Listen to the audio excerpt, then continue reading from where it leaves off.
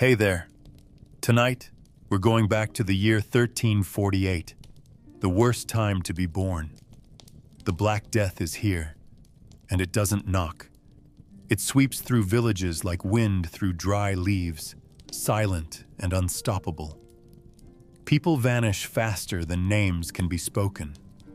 The streets are empty, the air is thick, and the fear is older than you are. You were born into this. Not chosen, not cursed, just unlucky. Tonight, you'll live one day in a world that's already given up. You'll see what it means to breathe while others rot. And maybe you'll wish you hadn't. You were born when everything around you was already dying. The room wasn't warm. It wasn't even yours. Someone else had died in that same bed the night before, and no one had come to carry the body away. Your mother didn't scream. Her voice had broken days earlier, calling for a midwife who never arrived. You entered the world in silence, not because it was night, but because no one was left to pray, to wait, or to celebrate.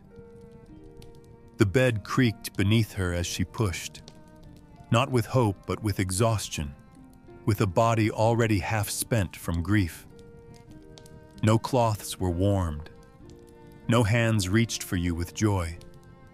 You came out crying only because your body knew how, not because anyone was listening. The house smelled of smoke and something beneath it. Rot, maybe, or fever. Outside, the street was empty. Inside, your name was spoken once, then buried under footsteps. They told you later, or maybe you imagined it, that the first face you saw was pale and covered in cloth, that hands touched you only through sleeves, that no one clapped or kissed or even smiled. You were wrapped in rags that used to belong to someone else, someone younger or maybe just smaller who wasn't here anymore. There was no baptism. No coins under the pillow. No visit from the neighbors. People didn't come to greet the living anymore.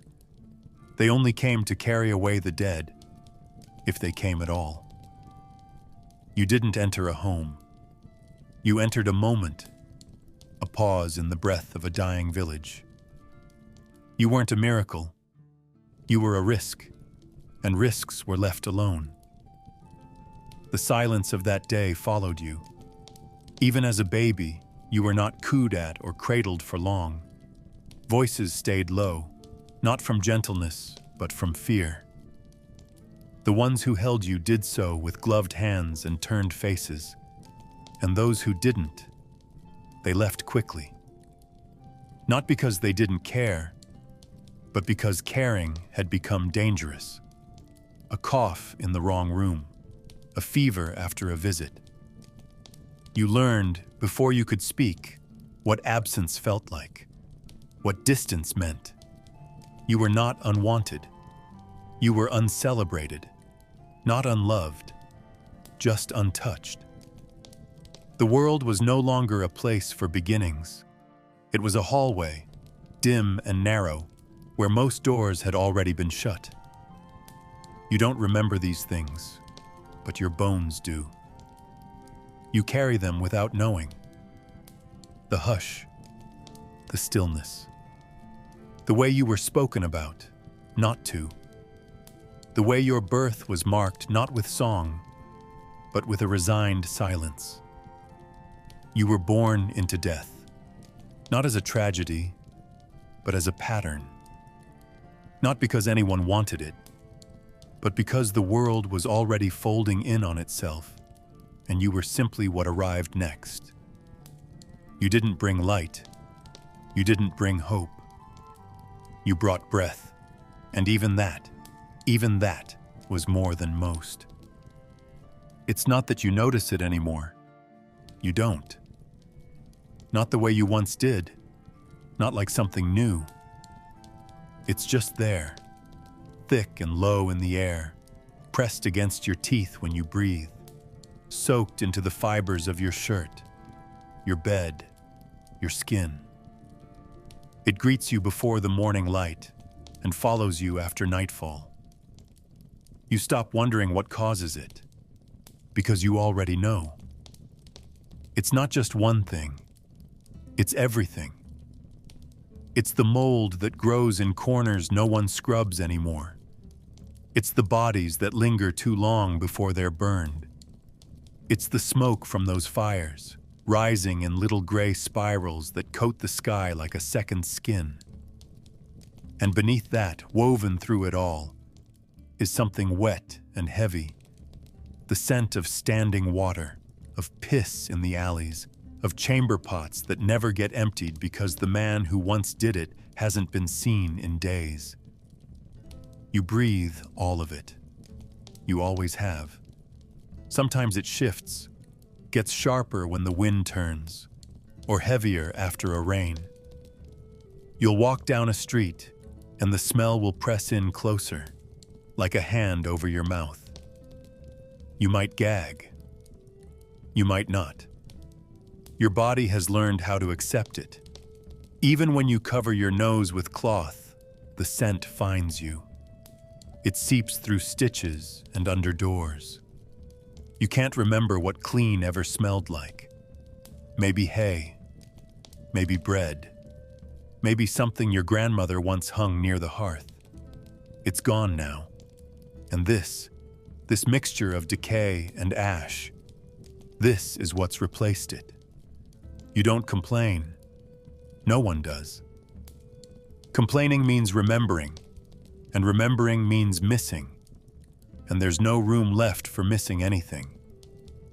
The smell just becomes part of the silence, part of the weight. A signal that you're still alive, because if you weren't, you wouldn't have to smell it anymore. You try not to associate it with people, but it's hard. Hard when the scent clings to a blanket someone died under, or to the back of a room where someone is dying now. It's hard when you catch it strongest on a child's hair, or on the breath of a man who hasn't spoken in 2 days. It's hard when you open a door and it hits you like a warning, like a whisper of what you're about to see. Sometimes it lies. Sometimes the room is empty. But more often, it's right. The scent knows before you do, before the eyes find the stillness, before the flies gather, before someone whispers the name. The smell always knows, and when it does, you close the door quickly and try not to inhale too deeply. You tell yourself it's just the wood, or the damp, or maybe the wind. But you know better. No one teaches you how to live with it. You just do. Like you learn to eat less. Like you learn to speak softer. Like you learn to check if someone's still breathing without touching them. The smell is part of it now. Part of growing up. Part of staying sane. And yet sometimes, it catches you in a strange moment. When you're half asleep. When you're trying to remember your mother's voice. When someone passes you in the street, and for a second, just a second, you imagine they might smell different, cleaner, warmer, like something from before. But they never do. Not really. You breathe in and it's always the same. The rot, the fire, the wetness, the skin. You stop wishing for change. You stop wishing for anything, because the smell doesn't go away. Not with the wind, not with time, and not with death. You used to hear them. Even before you knew what they meant, the bells were part of the day. Low and deep, they rolled across rooftops and fields like voices made of iron.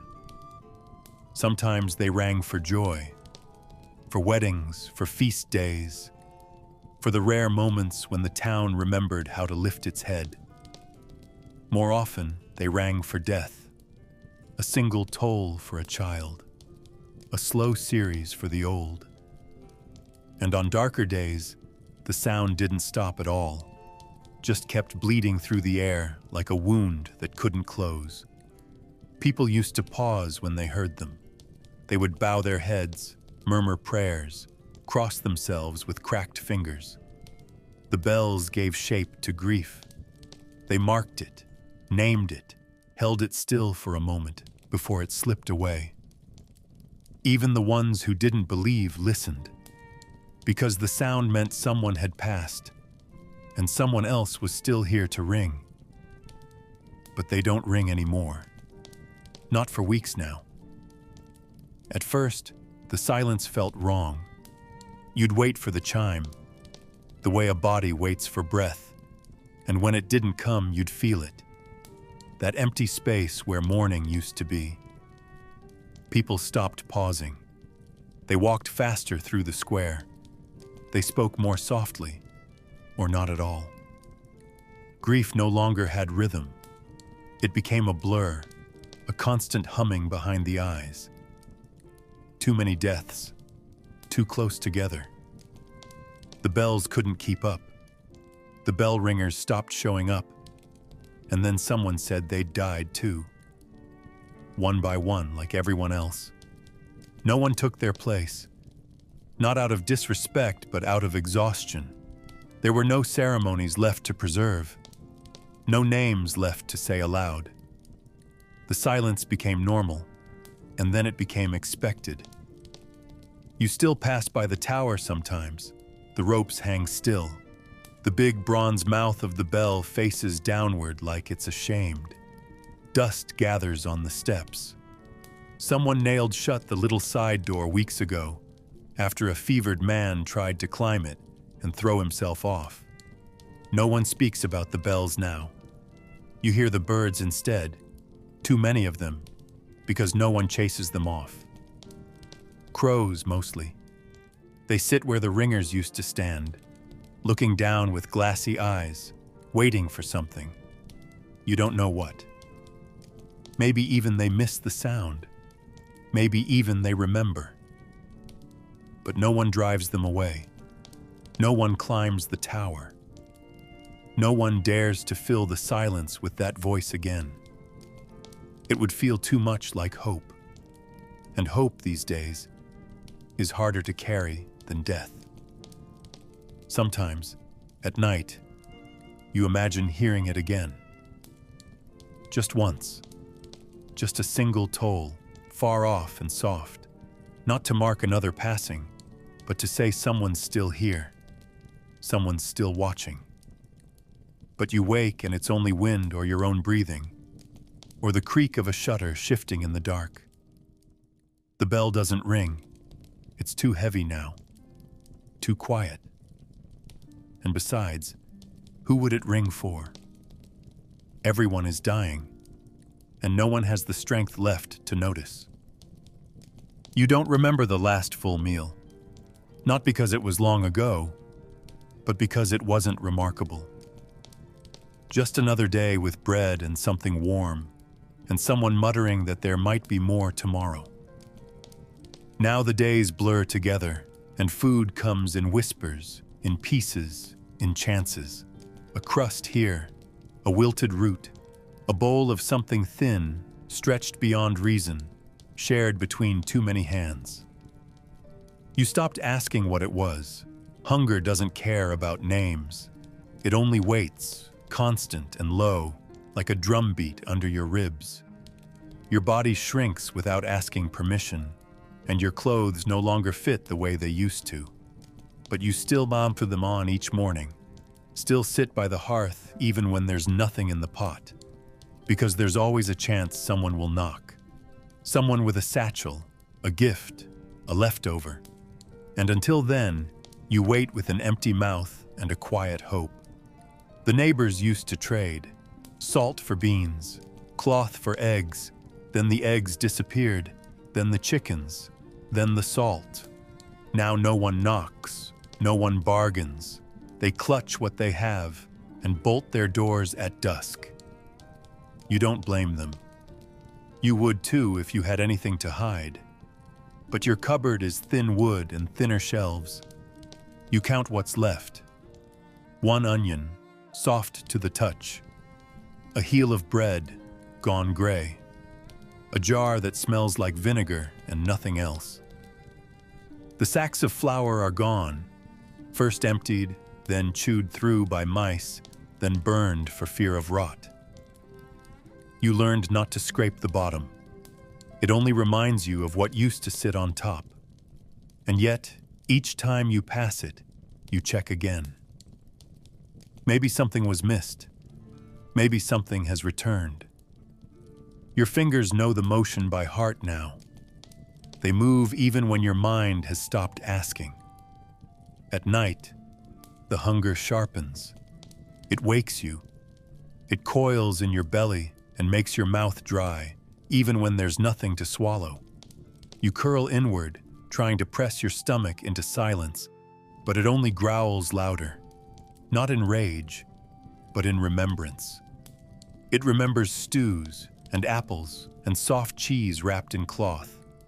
It remembers your mother's hands and the way she used to blow on your porridge before giving you the first bite.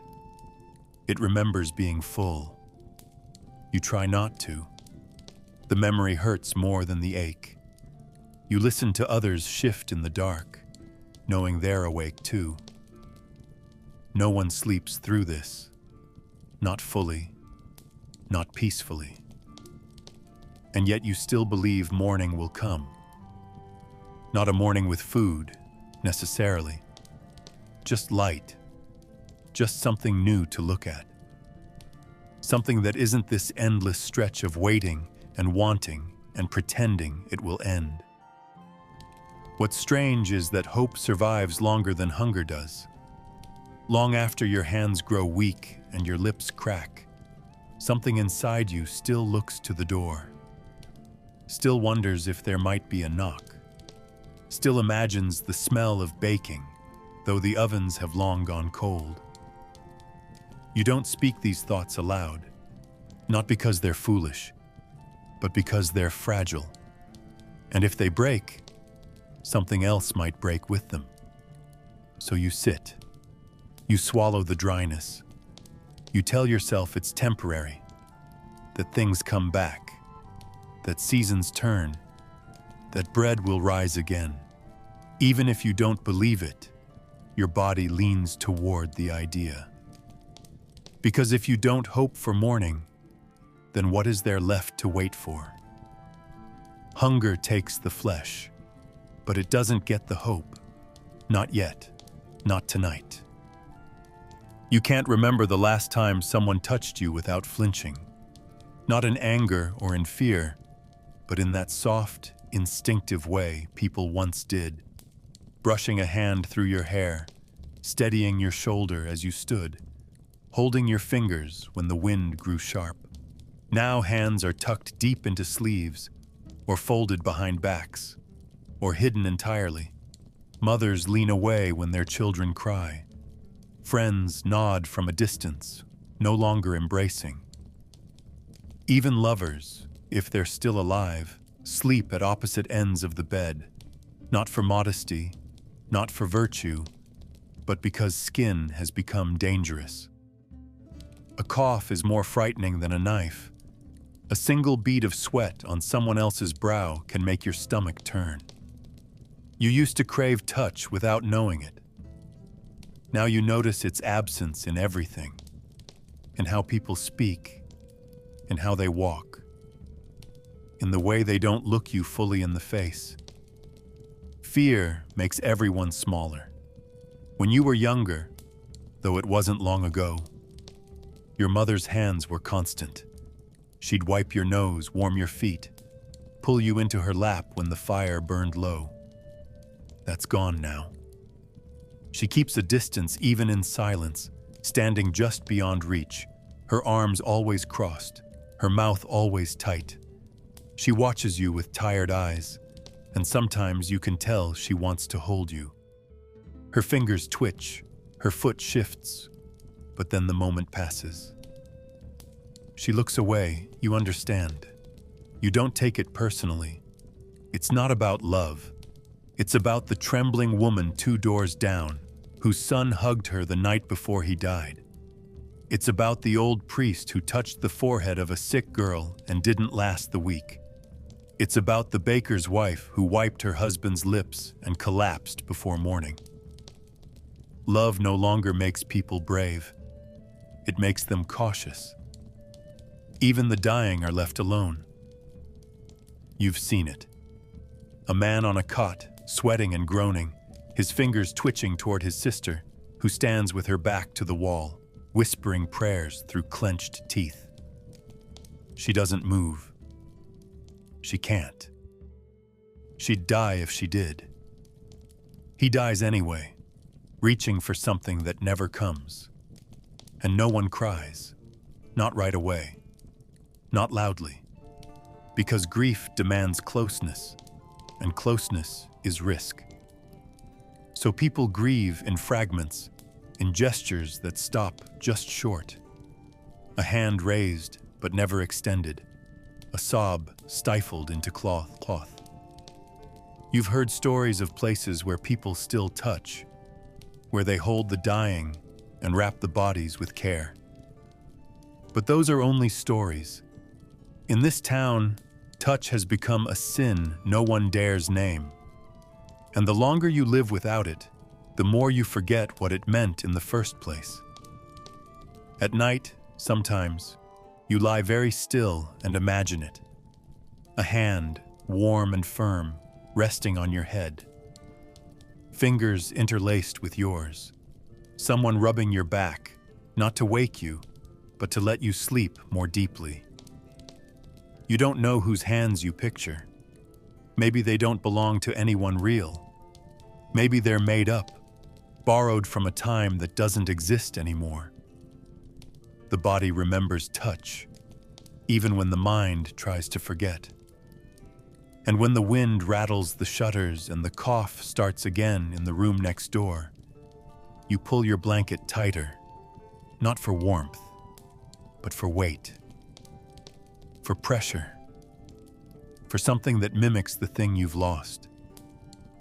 You don't reach for anyone. You don't expect anyone to reach for you. You've learned that even love knows its limits now, and no one crosses them. Not anymore.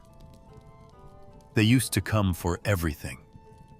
Births, deaths, marriages, storms, harvests. Any moment that could be tied to God was tied through them. You'd hear the soft knock, the slow steps, the rustle of robes even before you saw the face. Sometimes they sang, sometimes they prayed under their breath, barely audible, but they came, always. You grew up believing that death wasn't complete without their presence, that the soul needed a voice to guide it out, that a body left unblessed was a door left half open. It was a kind of comfort, knowing someone would come when the time came, someone who knew the words, who carried the symbols, who wasn't afraid to stand close. But now the door stays shut. The knock never comes. The priests are gone, or hiding, or sick, or just as afraid as everyone else. You heard they stopped visiting homes after the third one died at the altar. He had touched the mouth of a girl who'd passed in the night, wiping her lips before prayer. By morning, he was coughing. By evening, he was gone. Another tried to bury 3 in a single pit and never made it back to the church. Some say the bishop ordered them to stay inside. Others say they stopped on their own. No one blames them. Not really. The sickness doesn't spare the holy. If anything, it seeks them faster. Drawn to the ones who lean in, who whisper last rites, who lay hands on the cooling skin. So now the church doors are bolted from the inside. The windows stay dark. If you pass by, you might hear movement, soft feet, a muttered chant. But no one answers when you knock. And no one has rung the bells in weeks. When someone dies now, you whisper the words yourself. You try to remember the ones they used to say, cobble them together with your own voice. It feels wrong, but it's all that's left. A cousin was buried last week in silence, wrapped in cloth, lowered into earth without witness. No prayer, no incense, just dirt and wind and someone crying into their sleeve. And yet, the world didn't stop. The sun still rose, which makes you wonder, were the rituals for the dead or for the living? And if no one speaks over a body, does it still matter where the soul goes? You try not to think about it, but at night, when your chest is tight and your hands are cold, you wish someone would come, just to say something, just to remind you that there's still an order to things, even if it's falling apart. They're still out there, the priests, somewhere. You think about them sometimes, curled in corners, breathing through cloth, clutching books that no longer promise safety. Maybe they pray for you from a distance. Maybe they've gone silent too. It's strange how quickly faith becomes quiet when the body is loud. When the fever takes hold, when the coughing starts, when the sores open, there's no room left for heaven. Only pain, and breath, and time, and fear. Especially fear. You don't hate them for it, but you don't forgive them either. They were supposed to be the last ones standing, the ones who spoke when others couldn't. And now, their silence is louder than any bell, louder than the crying, louder than death. They call you by a name that doesn't feel like yours. It fits your face, it answers when spoken, but deep down you know it belonged to someone else first. Maybe a brother, maybe two. You don't ask anymore. The story's changed too many times. At first, they said you were named after the first son, the one who died in spring. Then someone whispered it was the second, the one who only lived 2 weeks. Later you heard your name spoken over a grave before you were old enough to understand what graves meant. You don't correct anyone. You don't even flinch when someone uses the wrong name, because all of them sound equally distant now. All of them were borrowed. You were a replacement before you had teeth, a placeholder for someone softer, someone wanted, someone remembered. No one tells you what your name might have been if things had gone differently. No one speaks of names with hope anymore, only with weight. You wonder sometimes if they look at you and see him, or them. If your mother's eyes flicker when you walk into the room, not because she's tired, but because she remembers someone else walking that way.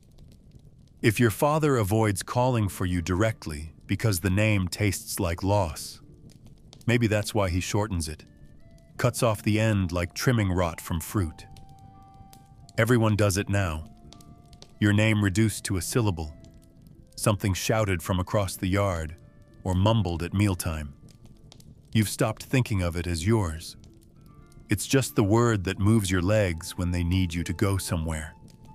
Just the noise that pulls your head around when it's time to carry something, or dig, or leave. It doesn't comfort you. It doesn't describe you. It doesn't belong to the person who still wakes up in your body each morning, unsure of what's been carried forward and what's been left behind. The truth is, there are too many names now, and not enough mouths to speak them. Families give them away like old coats, passing them down to the next breathing child without ceremony. It's not about honor anymore. It's not about legacy. It's about memory, keeping it from fading too fast, trying to stitch one life onto another before the thread snaps. You've seen it in the village. Children named for cousins who never learned to walk.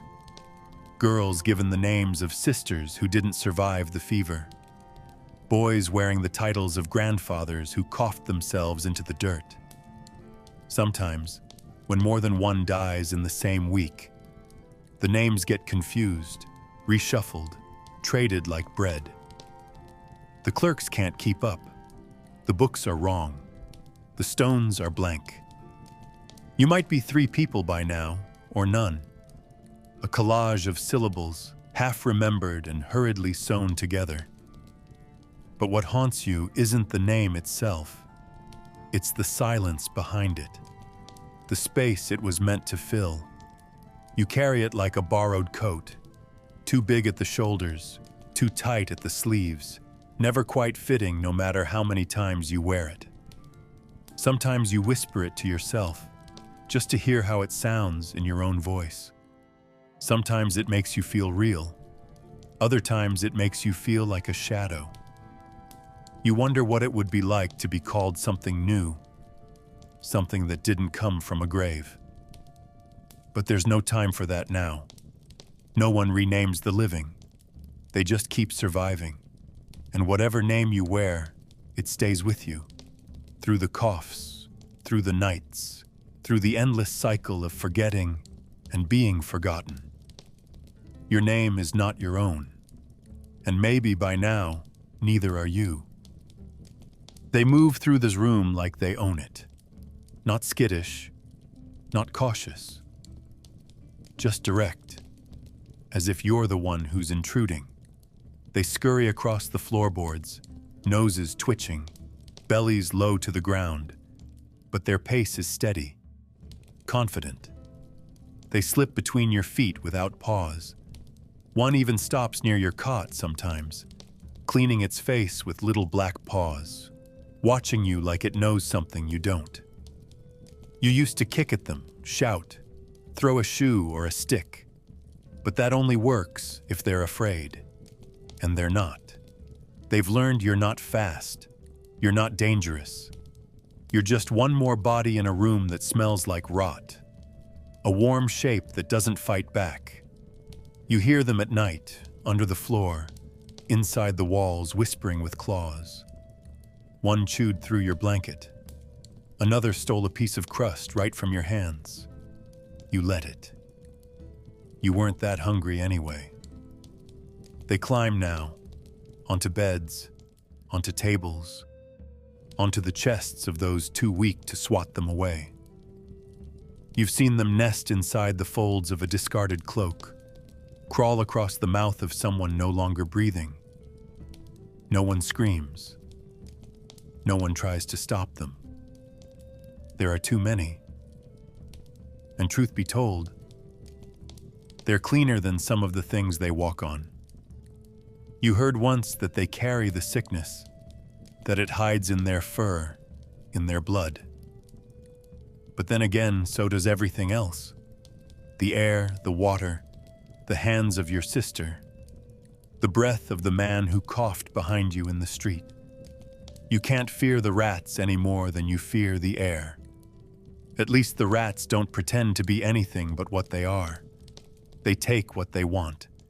They look you in the eye, and when they do it, sometimes you envy them. They don't leave when you enter a room. They pause, observe, then continue. One brushed your ankle last week and didn't run.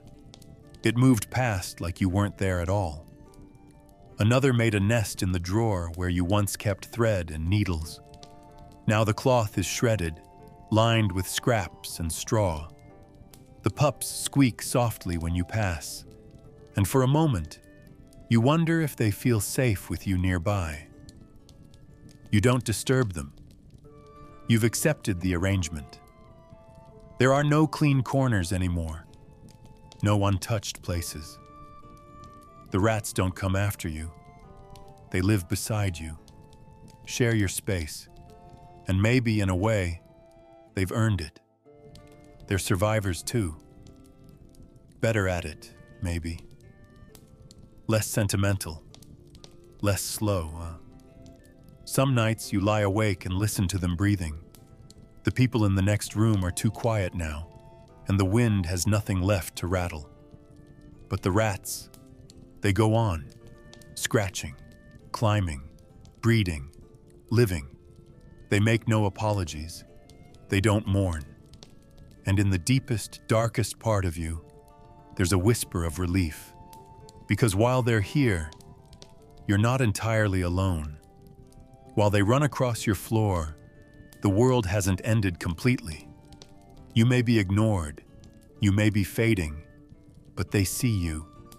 They walk over you like you're part of the house. And in their tiny black eyes, you catch a glimpse of something that's not pity or fear. It's recognition.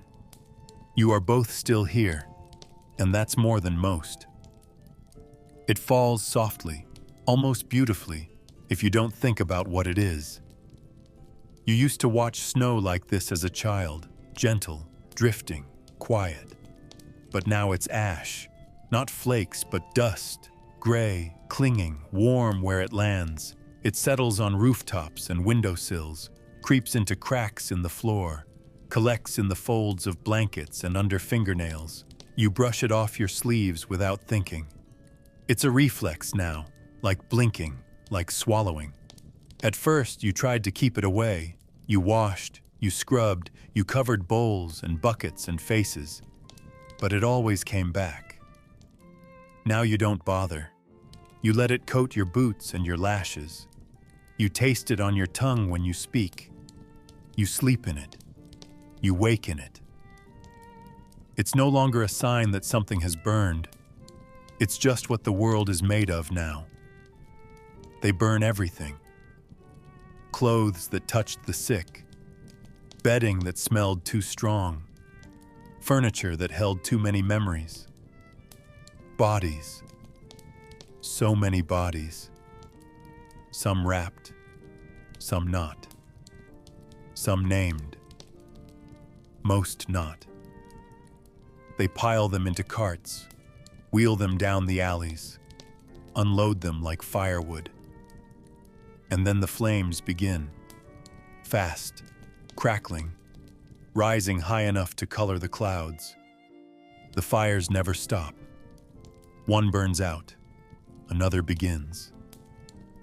Some days the smoke is so thick it blots out the sun. People squint through it, coughing, eyes red and streaming, but no one complains. The smoke is mercy. It means something is being done. That what was once alive, or almost, is being changed into something that can't hurt you anymore. Or so they say. You don't know if you believe it. You only know that ash follows fire, and fire follows fear. You've seen children playing in it, kneeling in piles like sand, drawing lines with their fingers. You want to stop them, but who has the strength to forbid anything now? Maybe they don't know what it is. Maybe they do and don't care. A layer of ash covers the market stalls, the chapel steps, the old well that no one drinks from anymore. It gathers in the curls of hair, dulls the shine of mirrors, settles over food like a final, tasteless spice. You've even seen people smearing it on their faces, not as mourning, but as protection, as if becoming part of the fire will keep the sickness away. It doesn't. But rituals help people pretend, and pretending, at least for a little while, is better than standing still. The ash makes everything quieter. It muffles footsteps, flattens sound. Sometimes you walk a full street without hearing anything but your own breath.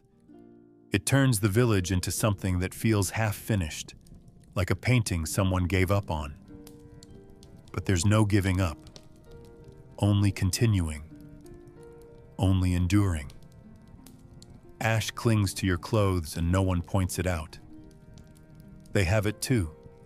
You all do. You all wear it like a shared skin, a mark of survival, or a warning, or maybe both. Once you tried to count how many fires you'd seen, how many handfuls of ash you'd shaken from your boots. You stopped. The numbers didn't help. The world has changed, and this dust is its weather now. A dry, falling reminder that everything ends, and then keeps falling. They don't give you a proper shovel. It's too heavy for your arms, too long for your spine. You use a spade, cracked at the handle, passed down from someone who doesn't need it anymore. The wood has gone soft from the rain, and the blade barely holds an edge, but it doesn't matter. It still breaks the ground. You were 6 the first time you held it. The dirt was cold, sticky, clinging to your fingers when your gloves slipped. No one gave instructions. You just watched the others. The way they stepped on the edge to drive it deeper. The way they turned their backs to catch their breath. You learned fast. Not because you were strong, but because you had to be quick. The hole didn't need to be perfect. It only needed to be deep enough. And you only needed to do it once to understand why no one speaks while they dig. The first one was for someone you knew. Not well, not long, but enough. A neighbor. A boy who used to chase chickens around the square. You didn't cry. You didn't know how. He didn't look like himself anymore, and no one called him by name when they carried him to the edge of the field. They wrapped him in cloth and tied it with string. He didn't move. He didn't weigh much. You watched as the body was lowered, not with ceremony, but with effort. Arms trembling, eyes down, not a prayer among them. Then someone nodded, and the dirt began to fall. The sound it made, soft, final, stuck in your ears longer than anything else. You thought it would bother you, but the next day, you picked up the spade again, and no one stopped you. Now it's just something you do. When there's a body and no grown men left, when the carts don't come, when the priest stays behind his door and the gravedigger hasn't returned in days. You and the others gather near the edge of the village, boots caked in mud, eyes ringed with ash. No one argues over where. There's no space left for disagreement. You dig where there's room. You dig where the ground is soft. You dig in silence, broken only by breath and the scrape of metal against earth. Some of the younger ones hum, tuneless, low, not from joy, just from needing a sound to hold. And you all keep going hour by hour, because if you stop, the smell comes. The flies come, and no one wants to see what waits under the blanket. You don't ask who they are anymore. Sometimes someone whispers it, a name, a mother, a brother, but often there's nothing. Just a bundle of cloth, just a shape that once spoke. You lower it into the ground and cover it over like you were taught, like it's always been done. And when it's finished, you don't stand long. There's nothing left to say. No goodbye. No blessing. Just another task, another hole, another moment where your hands move faster than your heart. You walk home with dirt under your nails and ash on your sleeves. And maybe tomorrow you'll dig again. Maybe it'll be someone else. Maybe it'll be someone you loved. But you'll know what to do because you're a child. And here that means knowing how to bury. You didn't mean to cough. It was small, dry, quiet. A scratch in the throat from breathing too much dust. From sleeping with your mouth open. From talking too long in the cold. That's all it was. But even the smallest sound can split a room now. You felt their eyes before you heard them. Heads turning, chairs shifting, someone's hand tightening around a cup. You smiled before they could speak. Shrugged. Pretended it didn't happen. You waved it off like it was nothing. Like it was just the ash in the air. The smoke from the fires. The edge of an old bruise inside your chest. And for now, they believe you. No one says anything, but they don't look at you the same. Not quite. They smile, but it's thinner. They laugh, but not for long. And when they move, it's with half a step more distance than before. You feel it. You always feel it. And so you stop coughing, even when you need to. At night, when the room is dark and the blankets are thin, it gets worse. You lie on your side and press your fist to your lips, trying to muffle the sound. You swallow it down, hold your breath until your lungs burn. You'd rather choke than wake the others, because they're afraid. You're afraid too, but that doesn't matter. Fear makes people disappear. If they hear you again, they'll stop sharing food, stop letting you sleep near the fire. One more sound and you'll be sleeping outside, where the cold isn't just sharp, it's final. You tell yourself it's just a cold, just the air, just nerves. You count your breaths and try not to count the coughs. 1, 2, wait. 1. Again. You've started keeping track like that, in secret, as if numbers could protect you, as if numbers have ever protected anyone. You've learned how to hide it during the day. You chew dry herbs when you find them. You drink water slowly, in small sips, even if it's stale.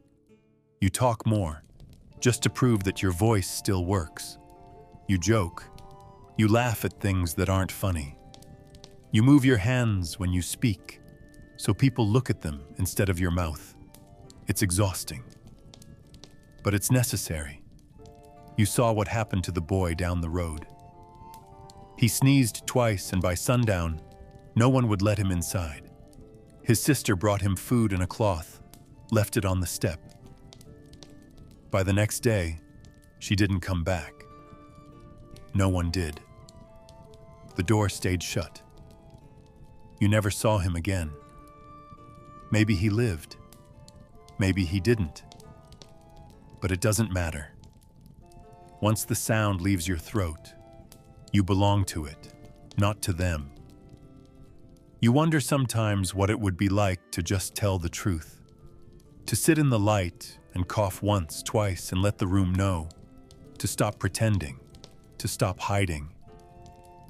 But then you remember the silence that follows those confessions. The way people shift. The way the mood breaks like wet wood. You remember the stories of those dragged out of homes, of neighbors who locked the doors from the outside. So you lie. You lie with your smile, with your hands, with your voice. And if they ask, which they won't, you'll say you slept wrong. You'll say you swallowed smoke. You'll say you don't feel anything. And if the cough grows louder, you'll lie louder too. Because you've learned the truth won't save you. But a lie might buy you one more day. And for now, one more day is everything. You wake before the light. Not because you want to, but because your body no longer trusts sleep. It's shallow now, twitching and fractured, full of half-dreams and shifting warmth. The cold creeps in through the floor, and your joints ache from the weight of stillness. But that's not what wakes you. It's the silence. Not peace. Silence. A stillness so complete it feels wrong. The first thing you do is not stretch, not yawn, not sit up. You listen. For breathing, for movement, for the rustle of someone else stirring nearby. Sometimes it comes quick. A cough, a murmur, the scratch of skin on fabric. Other times the quiet stretches too long. Your heart begins to pace. You hold your breath and turn your head slowly, eyes searching the dark shapes around you. You wait for someone else to prove the morning has come for them too. The hardest part is not knowing what to expect. There's no pattern. Some go with fever, some without. Some stop moving in the night, others in the middle of a sentence. You used to check with a whisper, a hand on a shoulder, a soft question. Now you barely speak. You've learned that if someone hasn't moved by dawn, you wait. You watch for the rise and fall of a chest, for the twitch of a finger. You don't touch. Touch is risk. And sometimes the answer comes slowly. A breath at last. A shift in the blanket. And relief floods you so fast it feels like pain. But sometimes there's nothing. And you don't scream. You don't weep. You just mark it in your mind. That spot. That name. That silence, you'll deal with it later. First, you have to count the rest. Everyone pretends not to do it, but they all do. The first glance, the quick inventory of who is still here and who isn't. A mother sits up, eyes darting to where her child sleeps. A brother turns his head before moving his legs. You can tell by the way people breathe when they're waiting. That short, shallow rhythm of fear, the kind that fills you up before there's a reason to scream. You've seen people freeze at the sight of an unmoving hand, only to sigh in relief when it stirs. And you've seen the opposite, hope clinging too long to a body already cooling. Some whisper prayers before they rise. Others stay lying down, as if not moving will protect them. But in the end, it doesn't matter. If death wants someone, it takes them. Quietly, without warning, without reason. You used to wonder why you were still here. Whether it was luck or punishment or something else entirely. Now you've stopped asking. Each morning is a draw.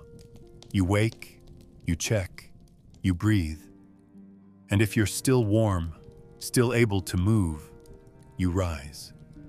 You sweep the ash from your sleeves. You fold the blanket. You eat, if there's food. You speak, if there's someone to listen. You don't celebrate. You don't thank the sky or the saints or whatever gods still listen. You just keep going, because you've won the lottery again, just for one more day. And tomorrow, you'll spin the wheel again. You'll lie down knowing it might not be your turn to rise. But for now, you did. And that's enough. There was a time when death was kept separate, when the dead were taken away, washed, wrapped, spoken over, carried from the house with care. Now they stay where they fall. There aren't enough hands to carry them, not enough carts to collect them, not enough firewood to burn them all at once. So they lie where they are, in corners, on pallets, in the beds they died in, and around them, the sick continue to sleep. Side by side, shoulder to shoulder, covered by the same blankets, breathing the same heavy air. Sometimes no one even knows when the change has happened. A man groans through the night, and by morning he's still. But no one moves him. The one beside him rolls over and sleeps a little more because what else can be done? The body is already cold, but the room is colder, and the sickness is already everywhere. You stop being shocked by it. The first time it was different. You remember how you gasped, how your hands shook, how you stared at the still chest, the half-open eyes. But then it happened again. And again, and now you barely glance. The difference between the dying and the dead has become a matter of timing, not of presence. Someone coughs beside a corpse, then curls closer in the dark, chasing warmth. No one pulls them away. No one screams. A mother lies with her fevered child nestled into her ribs, both sweating, both silent. The child goes quiet first, but the mother doesn't move. She might not know. She might know and not care. You watch it all from your corner, blanket over your mouth, breath held too long. But you don't speak. You don't try to fix it. You've learned not to interfere. This is the order of things now. Sometimes they try to separate them when they have the strength. Two boys dragging a body outside while another moans behind them. A girl using a broom to push a corpse into the hall. But even that's rare. The bodies pile up too quickly. The lines between stages blur. A man convulses in the morning, lies still by noon, and is mistaken for sleeping by dusk. You've seen people call out to the dead, not knowing or not ready to admit. You've seen children curled against breathless torsos, dreaming beside silence. There is no dignity left, no ritual, only proximity and waiting. And the smell, the slow, warm scent of rot rising through the room like steam. But no one leaves. There's nowhere else to go. You try not to think about what it means, to share your nights with those already gone, to wake and not know if the shoulder beside you will rise with breath. You try not to count them, not to notice the faces that no longer twitch, the hands that no longer curl. But your body knows. You sleep lighter now, always aware, always listening. You lie still, pretending the shape beside you is still alive, because the alternative is worse. Not fear, just the weight of it. The loneliness of being the only one left breathing. So you pretend. They pretend. And the room becomes a blur of skin and silence, of coughs and corpses. And no one knows exactly which side they belong to anymore. They used to pray for miracles, for healing, for light returning to the eyes, for fevers to break, for strength to return to small limbs. Mothers would whisper every holy name they knew, offer candles, promise silence, promise sacrifice. They'd press their lips to the foreheads of burning children and beg for time. One more day, one more night. Anything. But that was at the beginning. Before they learned how long a child can suffer before the end comes. Before they saw what it looks like when breath turns to choking, when skin goes black at the tips, when screaming turns to silence not because of peace but because the body has run out of voice. Now the prayers are different, softer, shorter, not for salvation, but for speed, not for life but for an exit, a quiet one that doesn't last 3 nights, one that doesn't take the mother with it. They no longer ask for the child to stay. They ask for the child not to feel it, for the pain to pass quickly, for the lungs to stop gently, for the final breath to come in sleep. They cradle the small bodies loosely, afraid to hold on too tightly, afraid of what closeness costs, but they stay near, as close as they can bear, brushing sweat from brows that no longer recognize them. They hum broken lullabies into the space between skin and sickness, not to comfort the child.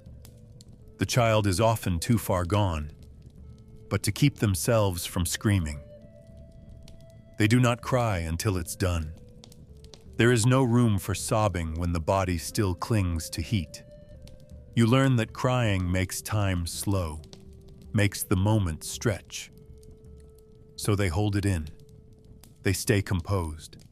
They wait. They pray not for a turning point, but for a finish line.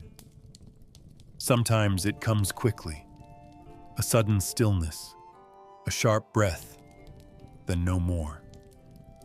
The mother holds on until she's sure. then releases. Sometimes she leaves the room right away. Sometimes she stays until the next morning. You can tell when it was quiet. Her face doesn't break.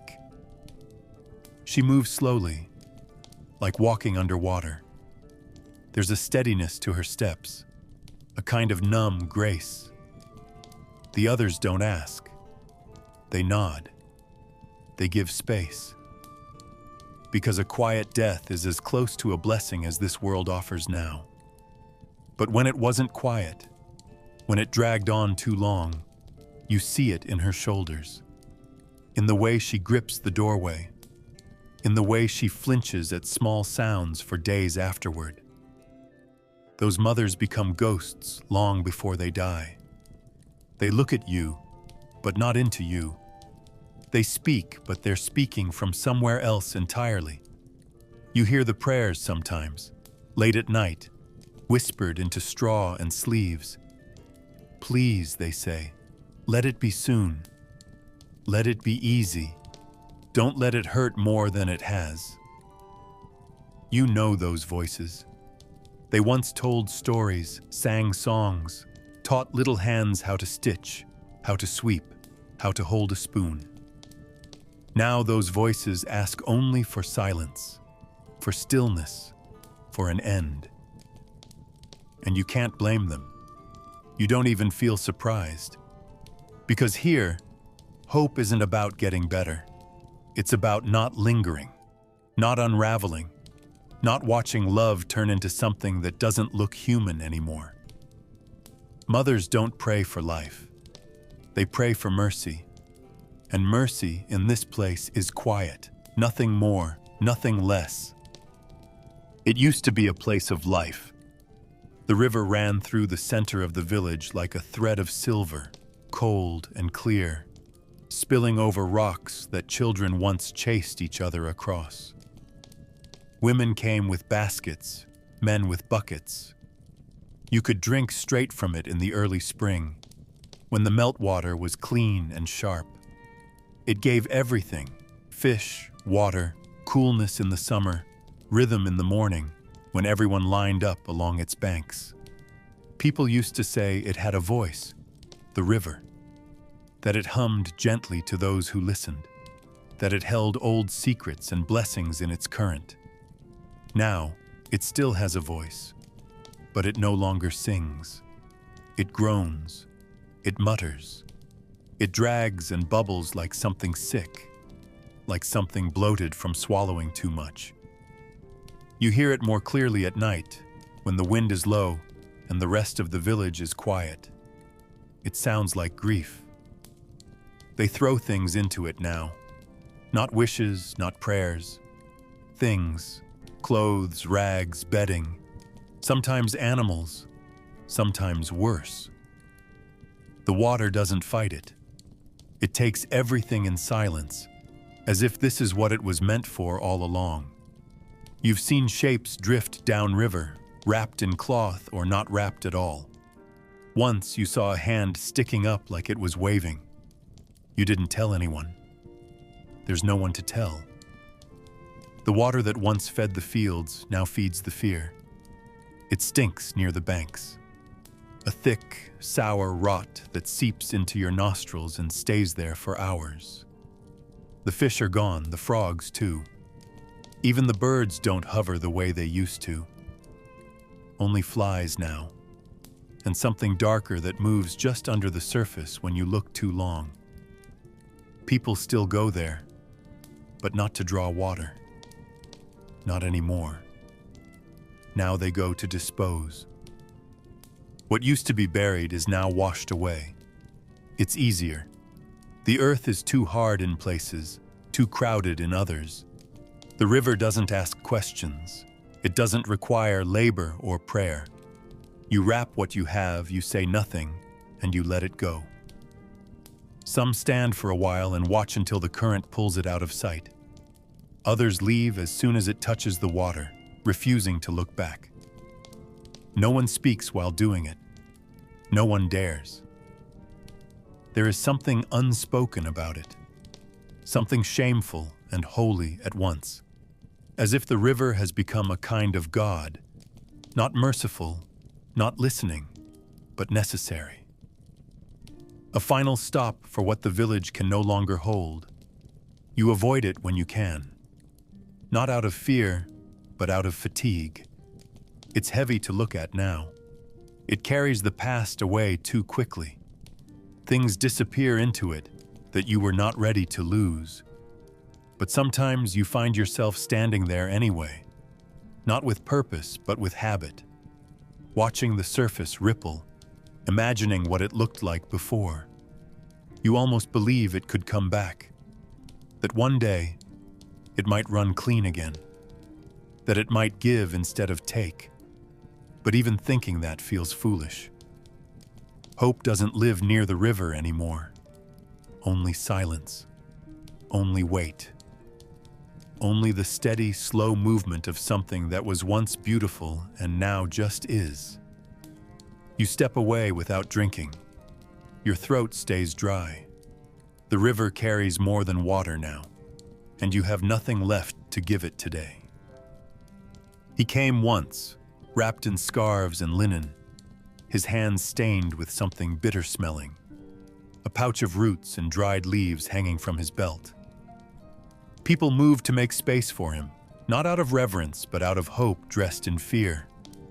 He didn't speak much, just nodded, knelt, unrolled a bundle of old cloth and little knives, bottles corked with wax, powders that smelled like rot and mint at once.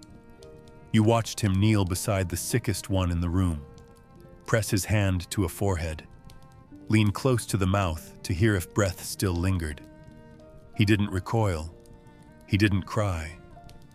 He moved like someone who had already made peace with what might happen. His touch was quick, his face unreadable beneath the folds of cloth.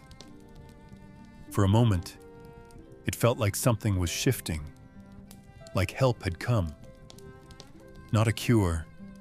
No one believed in that anymore. But a witness. Someone who wouldn't look away. He worked for hours, boiled water over low flame, crushed things into bowls, blew on skin to cool it, pried open jaws that didn't want to open. He never raised his voice, even when the coughing turned violent, even when someone began to shake and bleed. He stayed. He gave instructions no one had the courage to follow. Burn this. Don't move them. Don't touch that rag again. He slept in a corner that night, legs drawn up beneath his cloak, his back against the stone wall.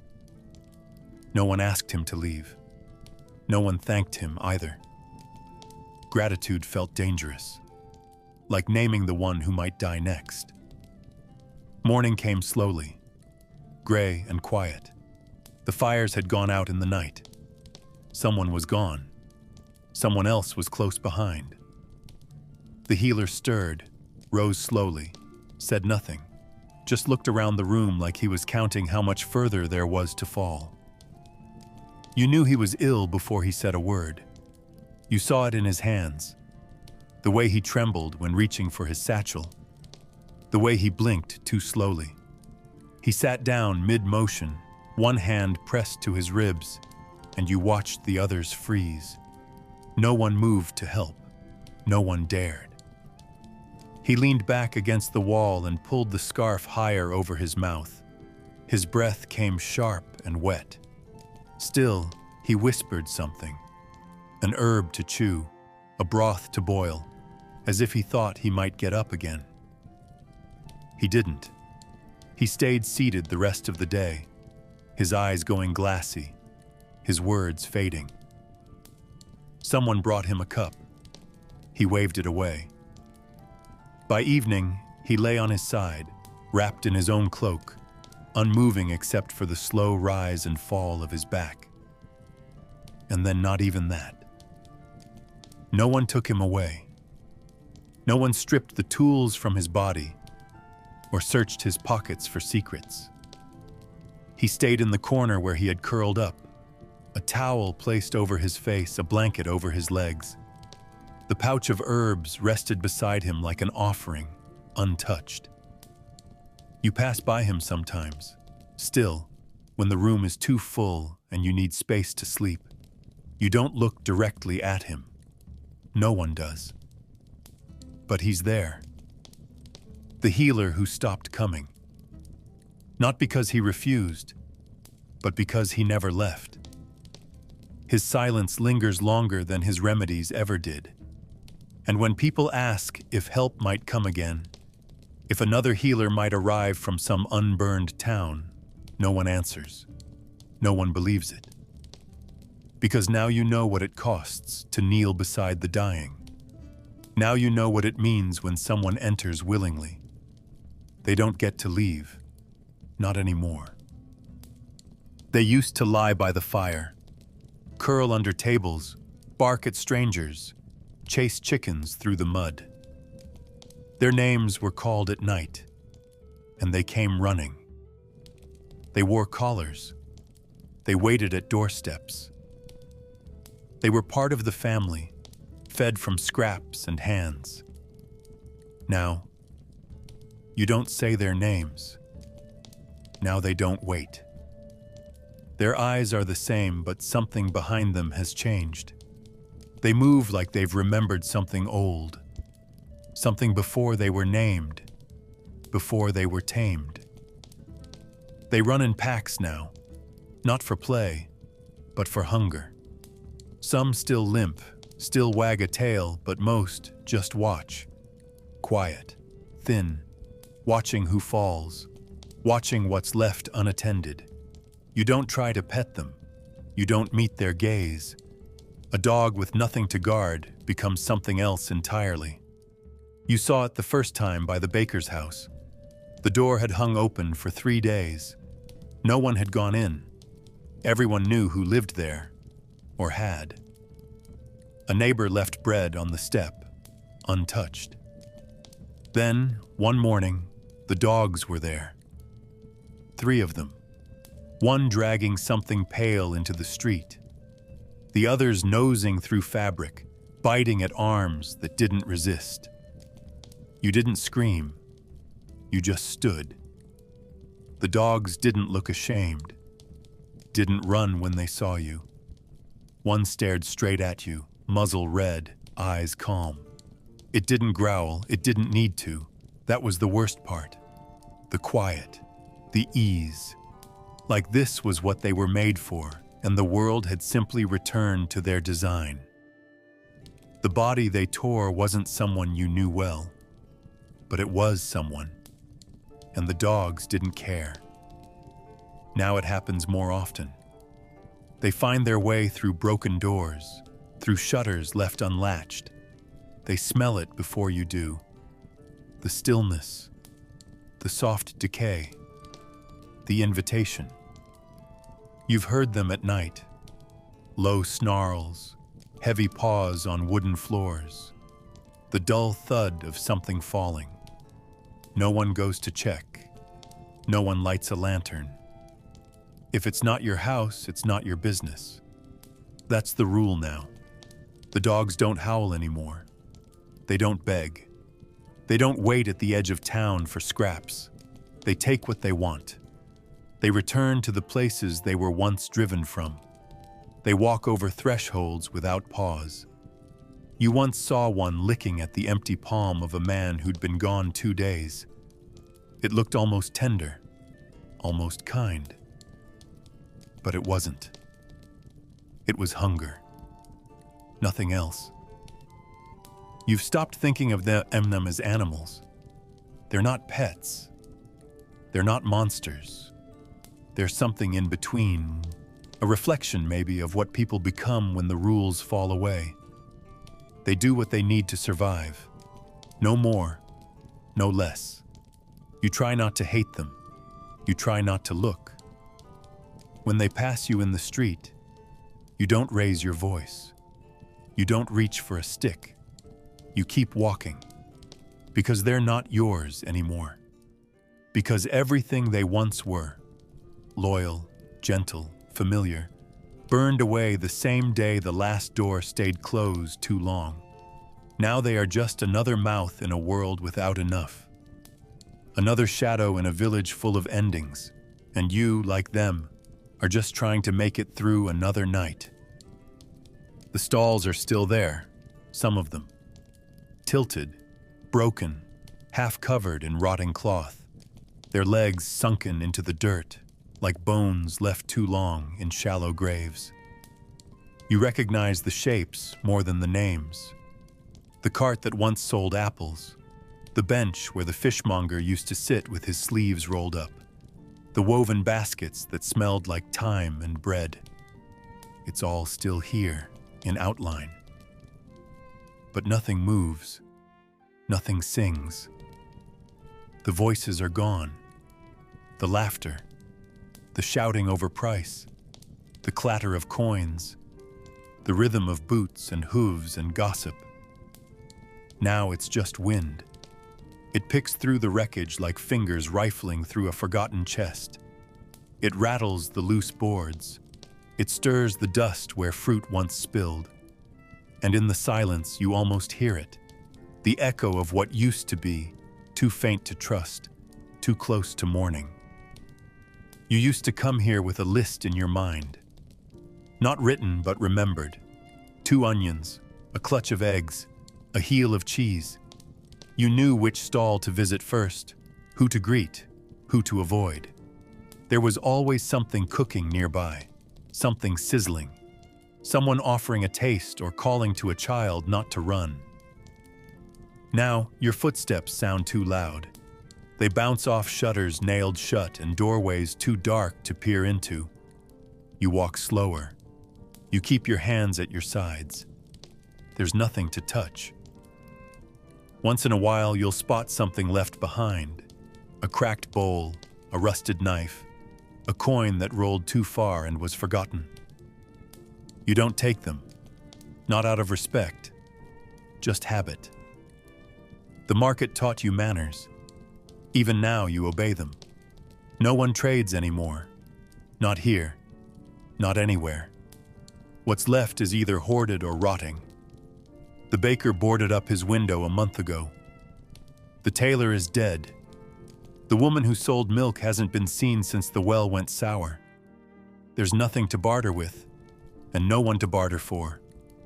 Hunger isn't social anymore. It's solitary. You eat what you find, what you keep, what you don't speak of. If you meet someone else in the square, you nod. That's all. No one asks what you're carrying. No one offers anything.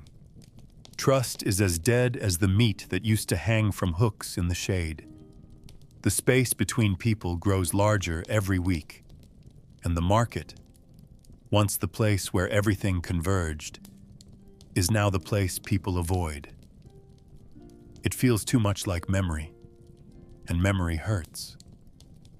Still, you come here sometimes. You don't know why. Maybe it's habit. Maybe it's the way the light falls between the beams.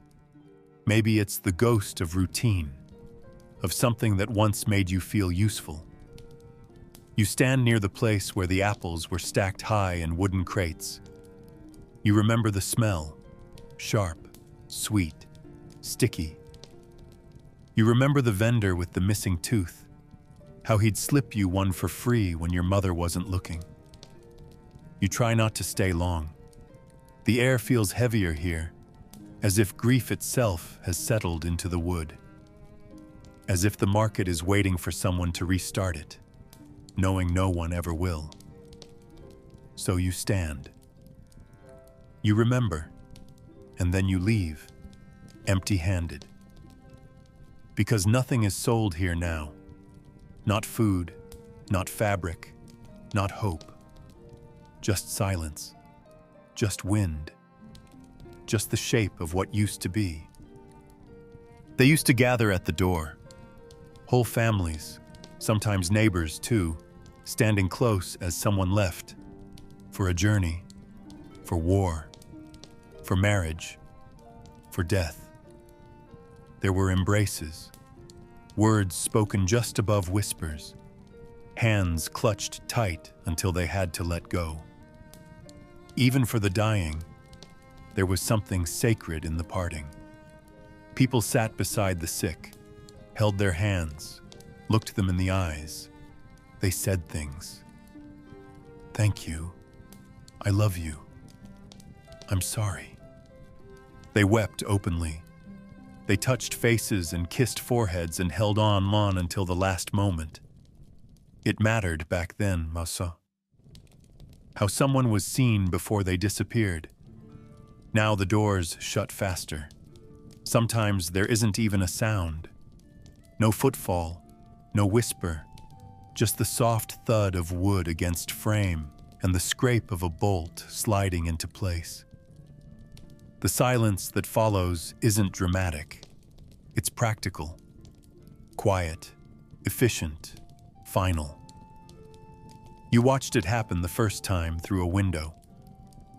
A woman in the house across the square stepped outside, trembling, holding onto the wall for balance.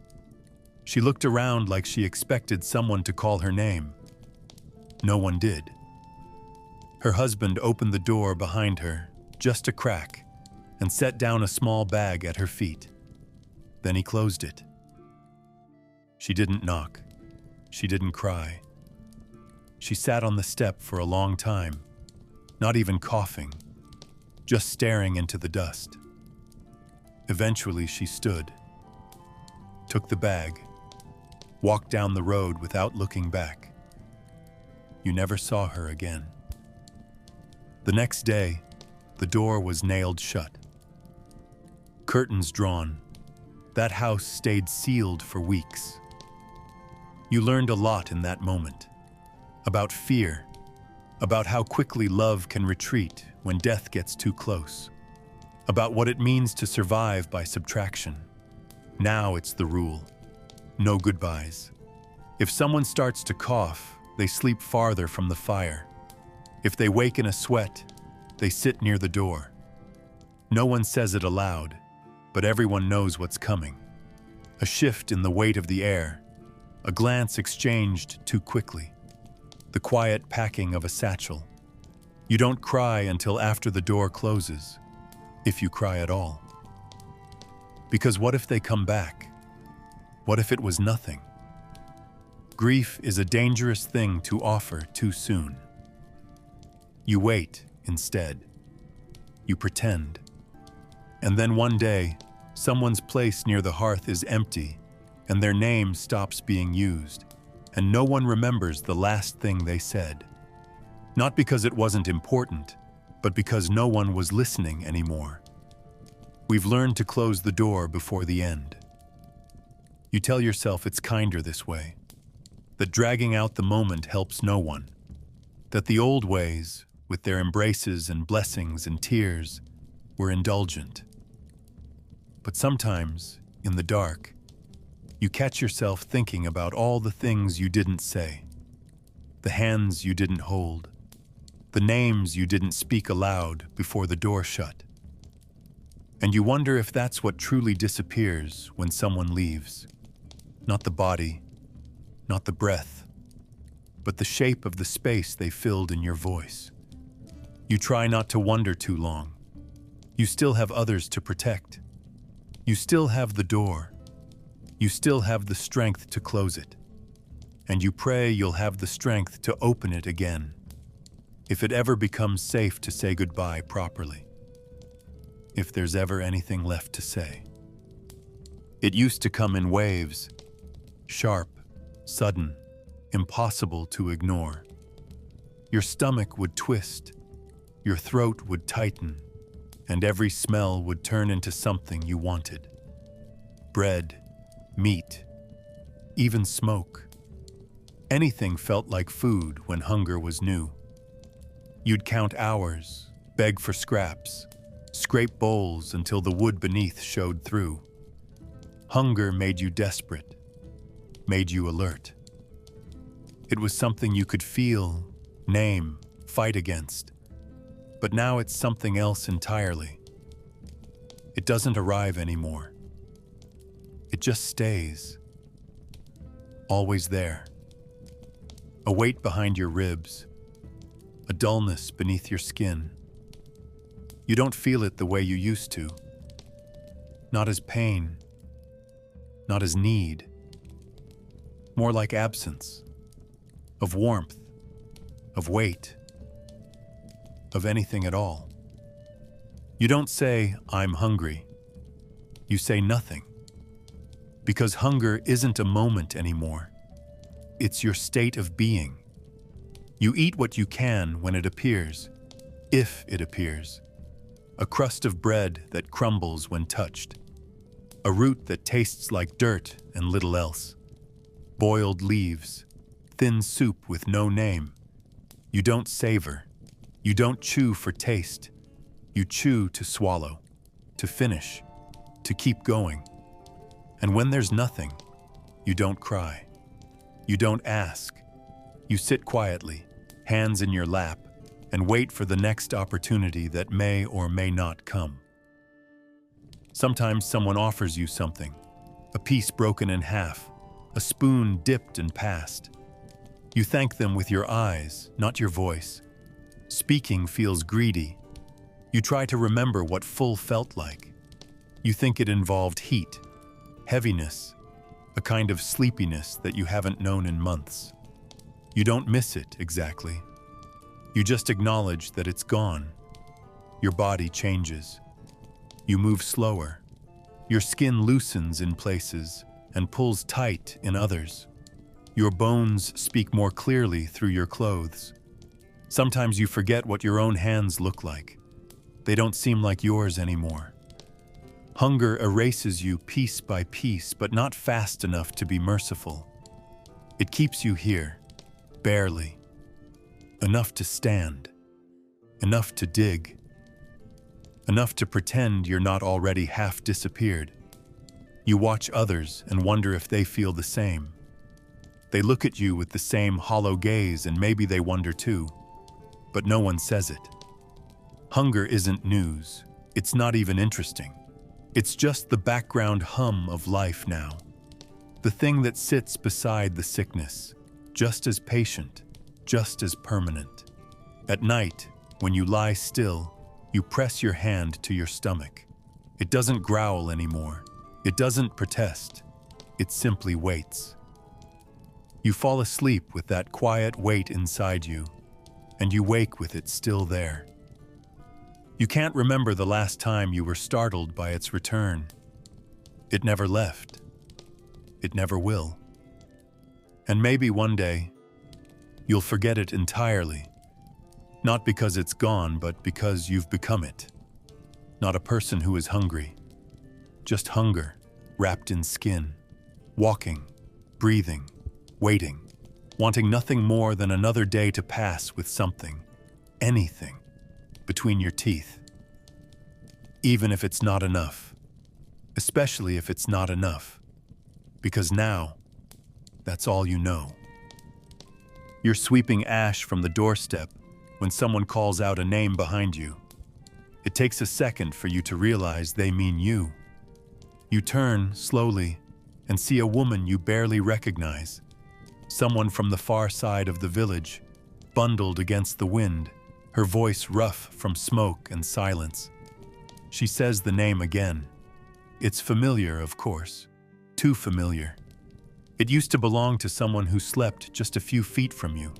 Someone who laughed too loud and cried when he thought no one saw. But he hasn't been here in a long time. And now she's looking straight at you with those waiting eyes, like she needs something. An answer, a memory, a reason. You nod. Not because it's true, but because it's easier. Because you don't want to explain. Because you're tired. And because for a moment, it feels like you've become someone worth calling.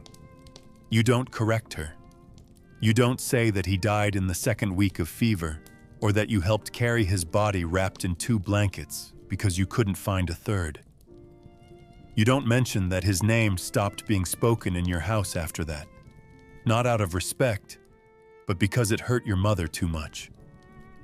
You don't say that the name sounds strange in your mouth now, like a word from a language you almost forgot. You just let it hang there, between you and the woman, and when she nods and walks away, you let her leave with the mistake intact. You tell yourself it doesn't matter, that maybe it's better this way, that names don't belong to anyone anymore. They drift like smoke, landing where they please, sticking to the ones who stay behind. Later, someone else calls you the same name. Not a question this time, but a statement. A child, pointing, repeating it as if they're certain. You don't flinch. You look at them and feel nothing. Not warmth, not sadness, not even surprise. Just a kind of stillness. Maybe you really are him now. Maybe you've carried enough of his silence, his shape, his shadow to inherit what's left. Or maybe you've lost your own name along the way, dropped it somewhere between the last grave and the next fire. It wouldn't be hard. No one says your name much anymore anyway. When people speak to you, it's in gestures, in glances, in quick commands. Move this. Take that. Watch the door. Who you are matters less than what you can still do.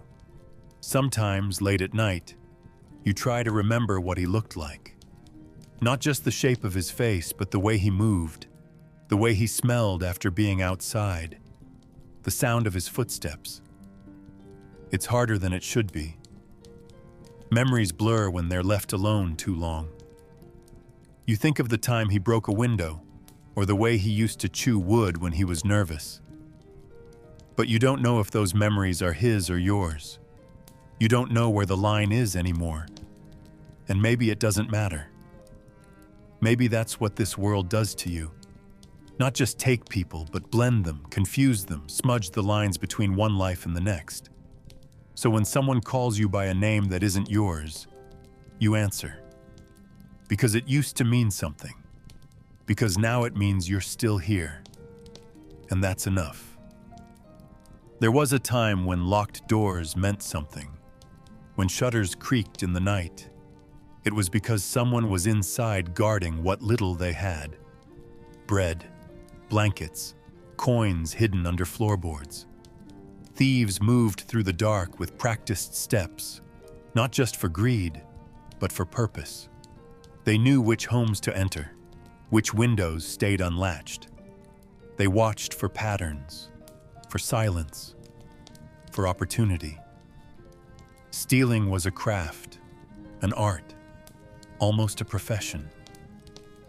And the dead were easier targets than the living, their homes quiet, their hands still, their treasures unguarded. But now even the thieves have vanished.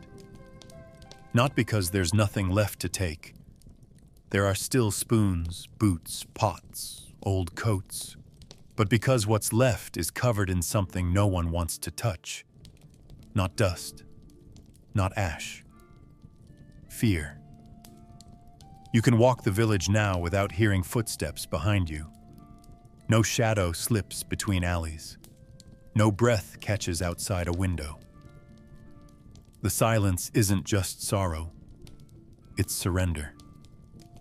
Even the most desperate hands won't pry open the door of a house that smells too sweet, too thick, too still. You pass houses with open doors and untouched tables, chairs knocked over, dried blood in corners. No one has gone inside. No one dares. There might be something inside, food, clothes, a dry blanket, but there might also be a body, or something worse. It's not the sight of death that stops people. It's the echo of it. The memory of what breath was there last. The knowledge that you'd be walking into a place that once begged for help and never got it. You don't loot prayers. You don't steal from ghosts. Once you thought about going in. The house next to the well. The one with the red shutters. You hadn't seen movement there in over a week. The door was ajar. the chimney cold. You stood there for a long time, staring at the gap, wondering what was beyond it. You even stepped inside, just 1 foot. The air was thick, wet with something that clung to your throat. You thought you heard something, a sigh maybe, or the creak of a beam settling. But it was probably your own breath. You didn't take anything. You backed away slowly, closed the door behind you, and didn't look back. Since then, the door has stayed closed. No one else has tried. It's as if the house sealed itself. Now, when people speak of stealing, they mean wood, a cart, a bowl, things left out in the open, things that don't require you to step into what someone once called home. No one talks about valuables anymore. The word sounds wrong in your mouth. What's valuable now? A warm place to sleep, a piece of bread, a name that someone still remembers. You don't take from the dead because there's nothing worth taking, or because in some part of you that still believes in rules, you know that what's left behind belongs to them. That crossing the threshold means crossing into a silence you can't shake off. So even the thieves stay away, not because they're kind, but because they're afraid.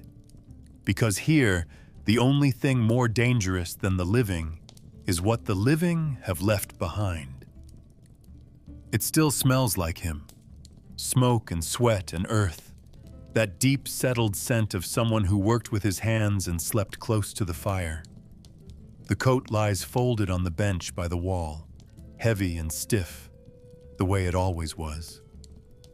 He died in it. Slumped in the corner chair, head back, breath shallow until it simply stopped. You didn't move him for hours. No one did.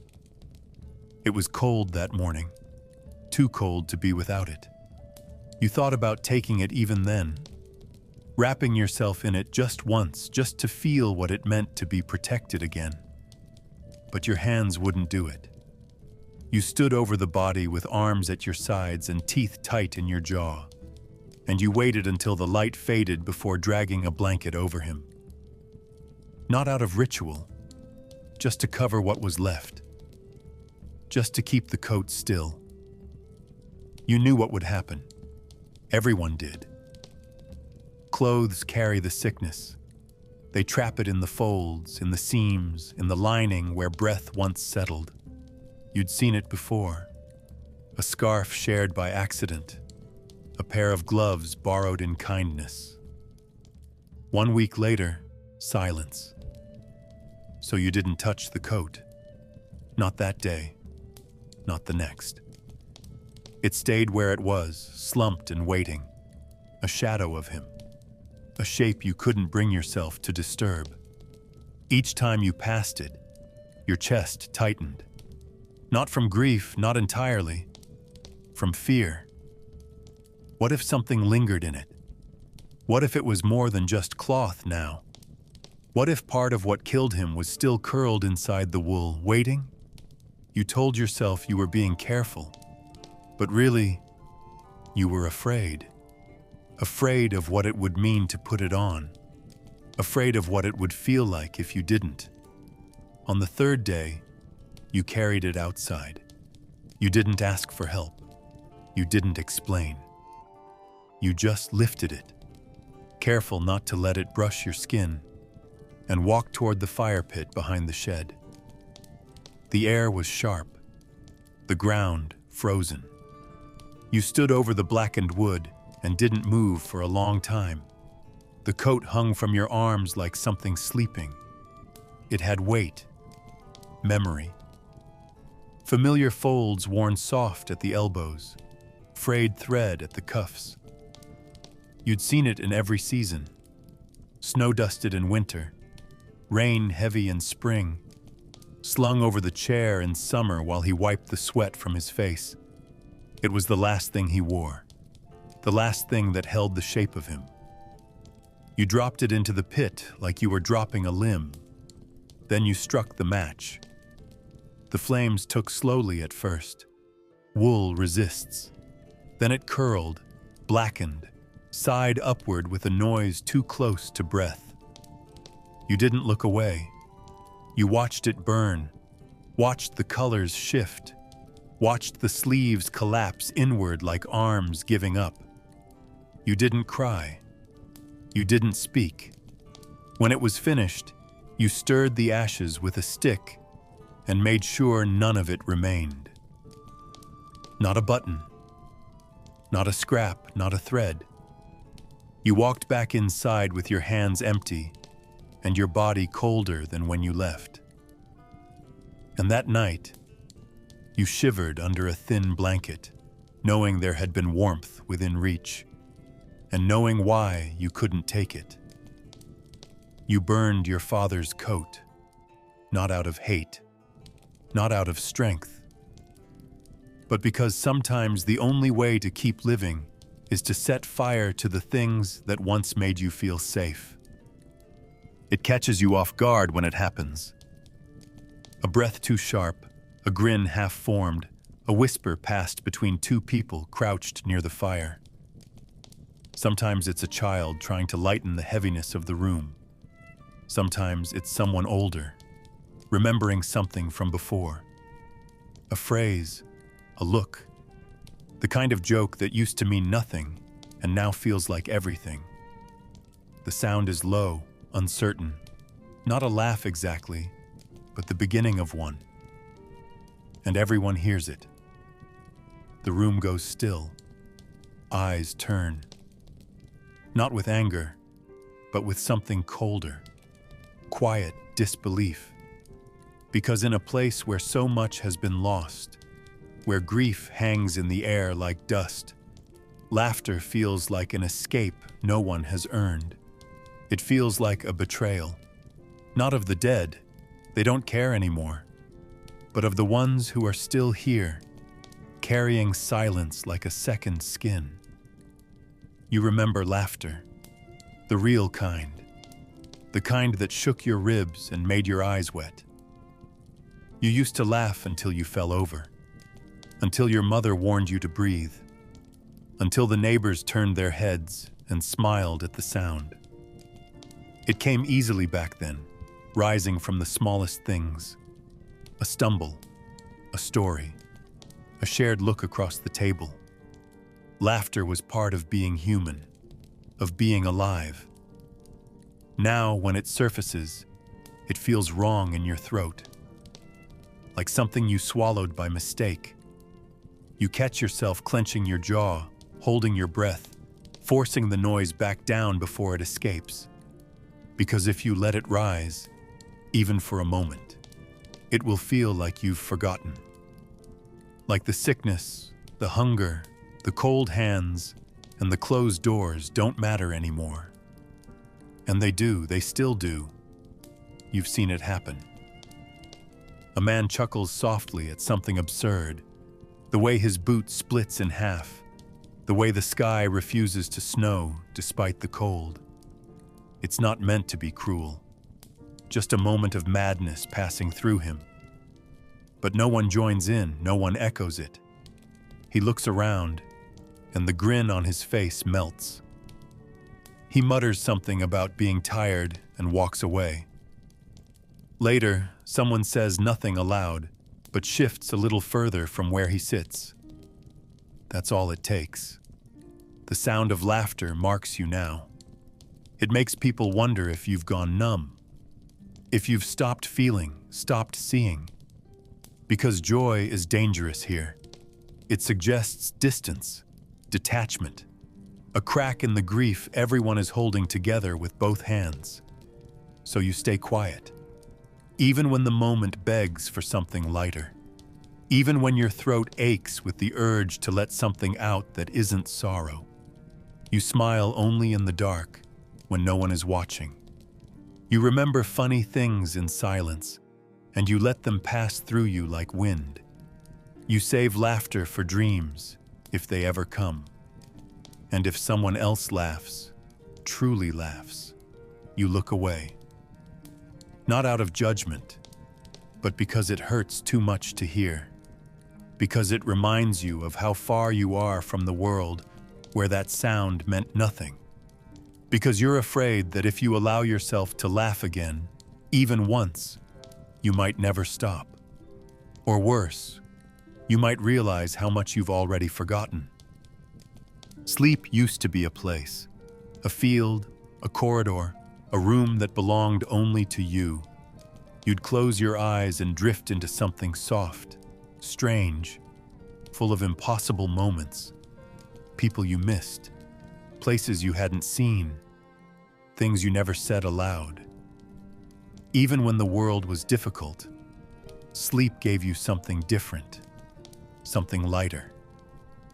Now it's just a line you cross without noticing. No images, no voices, just a sinking, just a closing. You lie down, curl into yourself, and disappear into black. Not a comforting dark, not a peaceful one, a weightless, airless kind. You don't remember falling asleep, and you don't remember waking. There's just the cold beneath your knees and the shape of another body too close or too far. And maybe a sound, a breath that skips, a cough that doesn't stop, something that reminds you you're still here. You dream of nothing now, not even fear, not even hope, just absence. Whatever part of the mind used to spin stories in the dark has gone quiet. Exhaustion doesn't bring rest anymore.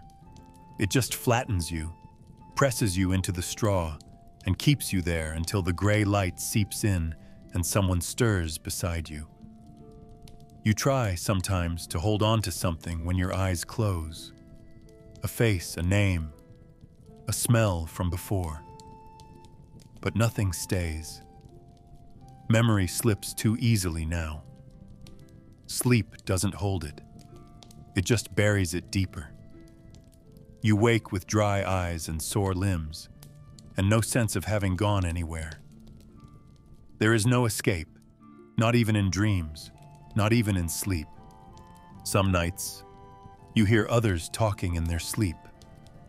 Muttered nonsense, half-choked prayers, moans that sound too much like mourning. You envy them. At least their minds still stir. At least something flickers behind their lids. You lie still, listening, wrapped in your own silence, waiting to be pulled under again. But even the waiting is flat. Even the fear has dulled. You used to dread the dark, its stillness, its unknown. Now it's just repetition. Another pause in the endless ache of staying alive. And in that pause, there's nothing. Not even the dead come to visit you.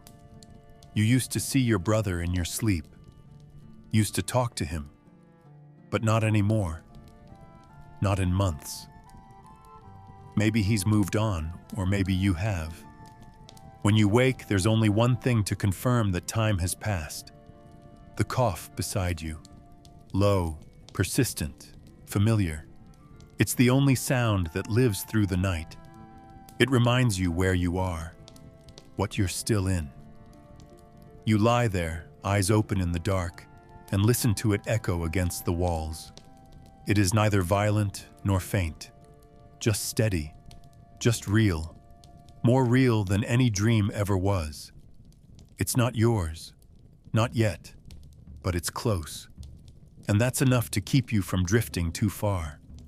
You dream of nothing now, but the world keeps whispering through the cracks, through the breathing, through the silence that never fully settles. And in that emptiness, you stay, not because you want to, but because there's nowhere else to go. The wind used to carry voices, news from other villages, names of travelers, rumors that made people lean in and whisper. It brought smells, too, of bread, of livestock, of sweat and rain. It connected one place to another, and if you stood still long enough, you could feel like part of something larger. But now it carries only dust and ash. No words, no scent of life. Just a dry, bitter grit that coats your tongue and makes your eyes burn. When it rises in the afternoon, everyone turns away. They close shutters if there are any left. They wrap their faces in whatever cloth they can find. It doesn't howl or rage. It doesn't even move quickly. It just drifts, steady and flat, like the breath of something that should have died a long time ago, but didn't. You used to wait for the wind to bring news. The possibility that someone had survived out there, that a market was still open, that the plague had passed over another town entirely. You don't wait anymore. You've seen what the wind brings now. Black flakes that fall on rooftops and shoulders. The sour smell of something burned too long. You've tasted the bones of distant places without ever leaving your doorstep. The last traveler who came through spoke of a city 2 days south, gone, burned from the inside out, not by fire but by fever. The streets empty, the wells clogged, the bells silent. They said the smoke could be seen for miles. And when the wind shifted, you saw it too, a gray stripe across the sky, low and heavy, like something hanging from a broken beam. There are no messages anymore. No riders, no traders, no letters passed from hand to hand. The roads are quiet, except for the scavengers and the ones too sick to stay in one place. You watch them pass sometimes, bent against the wind, faces hidden, feet dragging. They don't stop. They don't speak. They don't even look up. You used to wonder where they came from. Now you know better than to ask. They come from the same nowhere you're already in. Whatever places had names, had borders, had life, they're gone. Turned to piles of stone and silence. The wind moves through them like it moves through you. Unnoticed, unstopped, uninterested in what it's carrying. And when it finally settles, it leaves everything the same shade of gray. You brush the ash from your sleeves, from your eyes, from the rim of your bowl.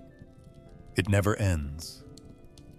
It finds its way into your mouth when you sleep, into the creases of your palms, into your dreams if you still have any. Some say it's cursed, that it's the breath of the dead, returning to remind you who's next. Others don't say anything at all. They just watch the sky and wait for it to change, knowing it won't. You've stopped looking up. There's nothing there for you, no clouds, no birds, no hope of rain. Just a pale, endless ceiling, stretched thin over a world that's been burned down to its bones. The wind used to bring stories. Now it brings forgetting. Now it brings nothing, only ash. And you, standing in the middle of it, with nothing left to hear. The first time, it was just a sip. Something bitter in a cracked cup, handed to you without a word. You didn't ask what it was. You didn't care. Your hands wouldn't stop trembling, and your teeth had begun to chatter though there was no wind. It wasn't cold. Not really. Not the kind of cold you could fight with a blanket or fire. It was the kind that starts inside the ribs, beneath the skin, where nothing warm can reach. You brought the cup to your lips because it was easier than asking for help. The liquid burned your throat. It made your eyes water. It made your stomach twist. But the shaking slowed, just a little, and the thoughts that had been circling your mind like flies drifted back for a while.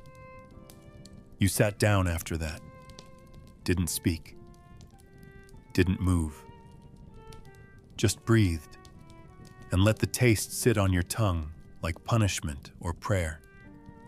You don't drink to celebrate. There's nothing left to mark. No harvest, no weddings, no nights of song. You don't drink because you're thirsty either. The drink dries you out, leaves your mouth sour, your breath thick. But it still helps, not with living, with forgetting, with softening the edges of the hours, with turning the day into something you can survive without counting every cough, every face, every silence. You drink when your knees won't hold you anymore, when your hands start to claw at nothing, when you wake up screaming from dreams you don't remember. No one stops you. No one questions it. The bottle passes hand to hand like water, like ritual, like mercy. Everyone understands. Everyone needs something to hold on to, even if it burns.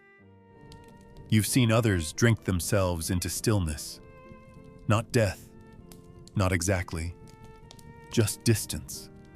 Eyes turned glassy, bodies folded like empty coats.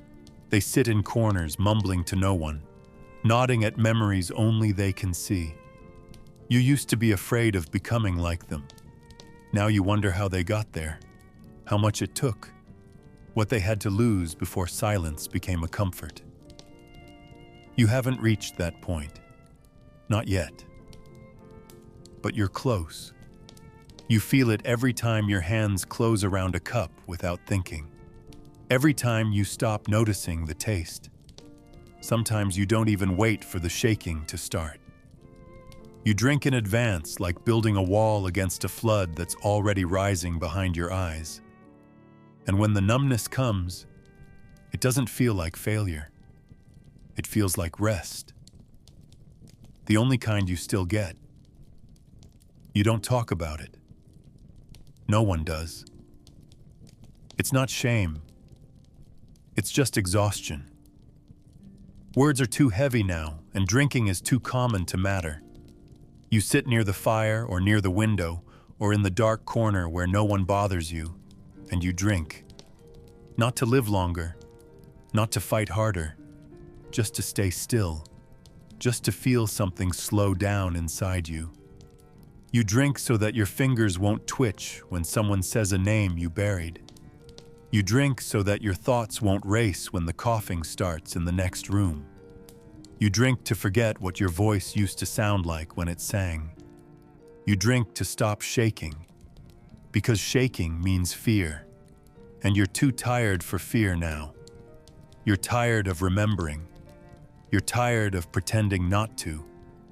And if the drink helps, even for a while, then that's enough. That's all it needs to be. The ground is hard now, even when it rains, packed tight with frost and roots and the weight of everything that's already been buried. You remember when digging was simple, when a grave meant something deep, something square, something measured with care. You used to mark the corners. You used to whisper a name before the first shovel struck. But that was before the earth filled faster than hands could clear it, before the tools broke or were stolen or burned, before the names started blurring. Now the shovel feels heavier than it used to, or maybe you've just grown smaller under the weight of each hole. Your arms ache before you begin. Your breath shortens too quickly. The body wrapped in cloth waits behind you, silent, still, not demanding anything. And still you struggle to remember what the ritual was, what made it feel like you were doing it right. You don't count the depth anymore.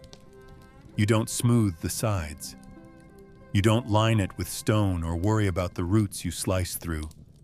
You just dig enough to cover, enough to hide, enough to forget.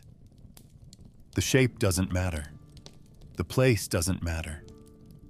Sometimes you start in one spot and have to stop halfway. Too many bones in the soil already.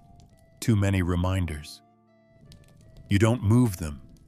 You shift a few feet and start again. No one will know.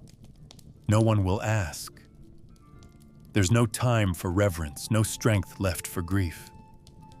What once was sacred has become mechanical. You go through the motions. You lower the body. You push the dirt back. Not too much.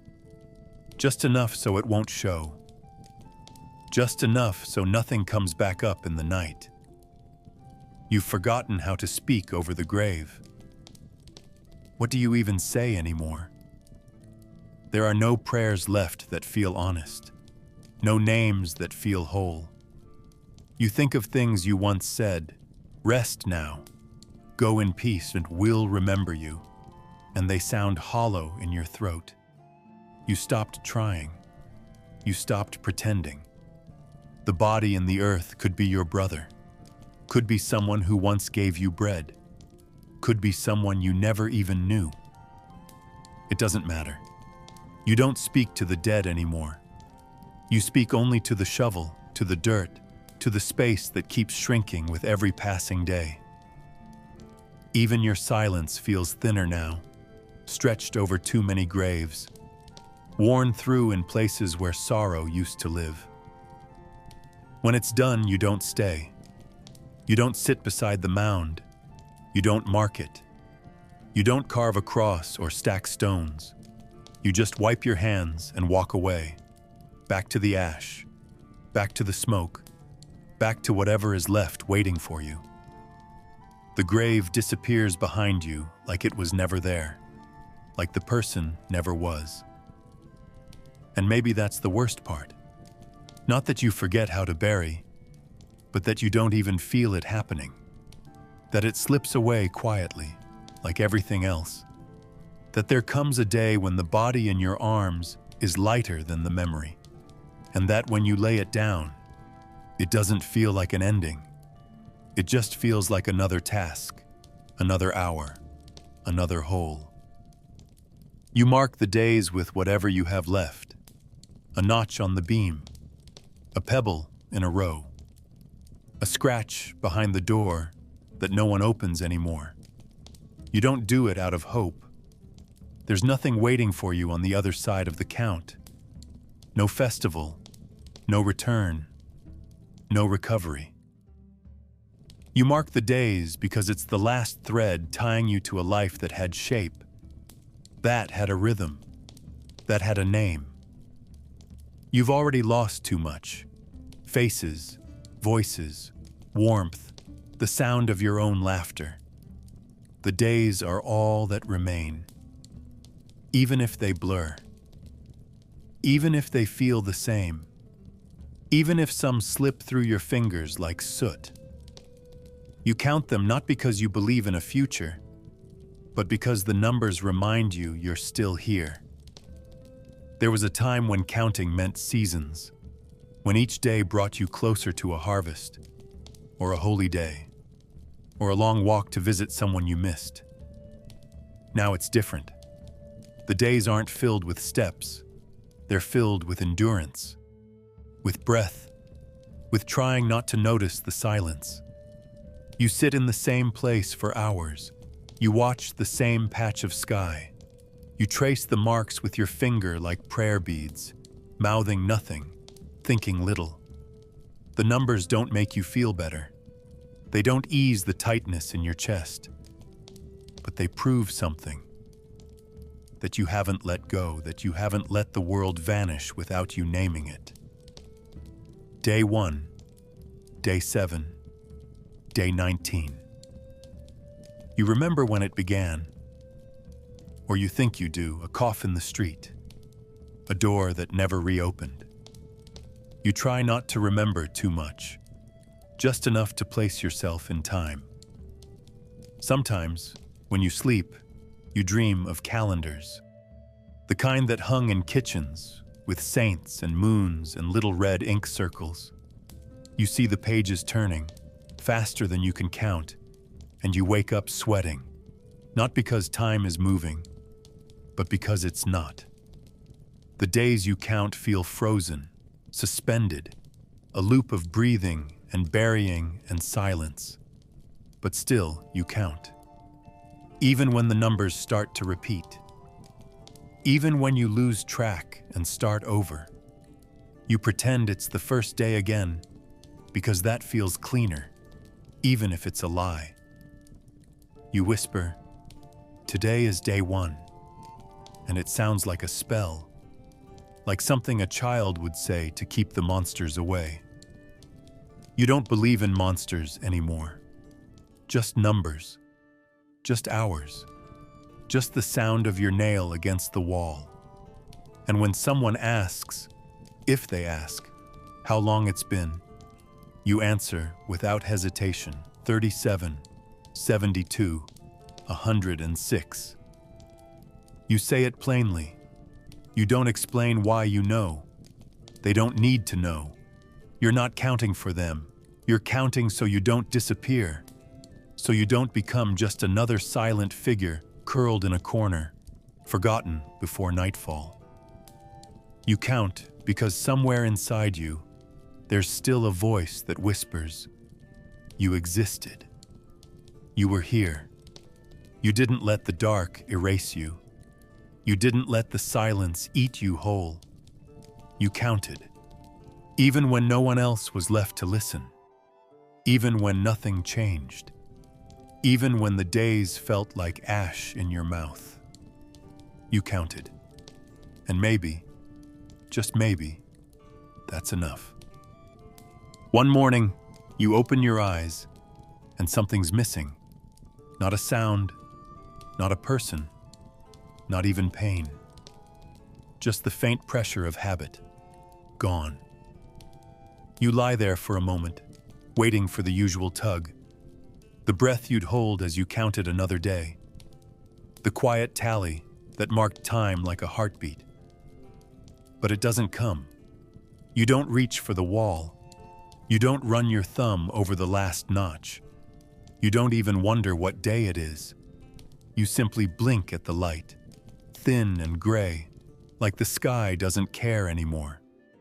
And in that stillness, in that absence of motion, you realize you've stopped keeping track. Not on purpose, not with drama. It just didn't happen today. And for the first time, you don't feel the panic that used to come with forgetting. You feel nothing at all. The room is the same. The cracked floor, the sagging beam, the cloth that barely covers the window.